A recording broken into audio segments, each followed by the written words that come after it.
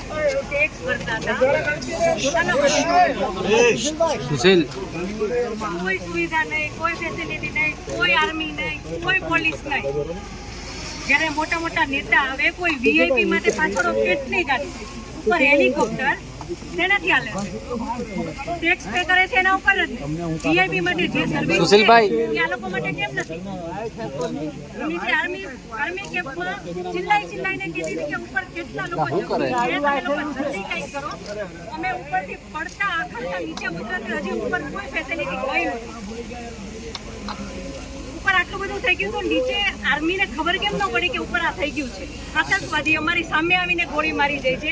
હિન્દુ મુસલમાનને અલગ કરીને હિન્દુના બધા ભાઈઓને ગોળી મારી છે. તો આપણી આર્મી કરે છે શું?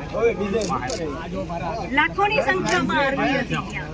હે અને જે ટુરિસ્ટ પ્લેસ છે ત્યાં કોઈ આર્મી મેન નહીં, કોઈ પોલીસ મેન નહીં, કે કોઈ ફર્સ્ટ એડ કિટ નહીં.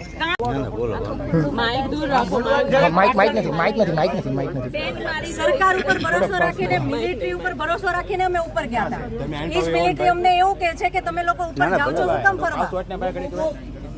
હું તો એ કહું ઓફિસરને પકડો અને એને કહો કે એનાથી આવું બોલાય કેમ? આ છોકરાઓ જ્યાં મિલિટરી મેન મળે ત્યાં સલ્યુટ કરતા હતા. એ લોકોના મનમાં પણ હવે એવી અસર પડી ગઈ છે કે આ મિલિટરી કઈ છે જ નહીં. આવું સ્ટેટમેન્ટ એને આપ્યું જ કેમ કે તમે લોકો ઉપર ફરવા જાઓ છો શું કામ? જ્યારે આપણા દેશની મિલિટરી આવું કહેશે તો બીજું કોણ બોલશે?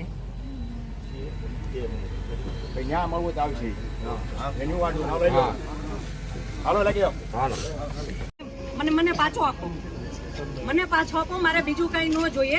આજ પછી કોઈ દિવસ કોઈ વોટ જ નહીં કરતા. જો આપણી ગવર્મેન્ટને પોતાની જ સુવિધા રાખવી છે. તમારા પાછળ કેટલા વીઆઈપી હોય છે, કેટલી ગાડીઓ હોય છે. તમારો જીવ છે. આ ટેક્સ પે કરે છે એનો જીવ નથી.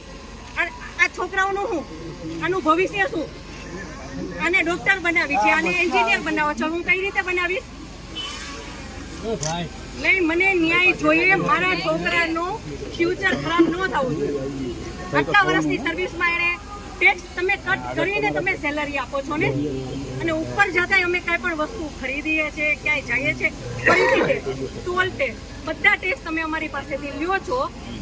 તો મારા ઘરવાળાને જ્યારે જરૂર હતી ત્યારે કોઈ ફેસિલિટી નથી મળી. મને એનો ન્યાય જોઈએ. તમે લોકો અહીંયા જ રહ્યો, તમે કહો મને કે તમે શું કરશો એના માટે. આ એક નહીં, આના જેવા જેટલા ભાઈઓ બધા નિર્દોષ હતા, બધાને આવડા છોકરા હતા.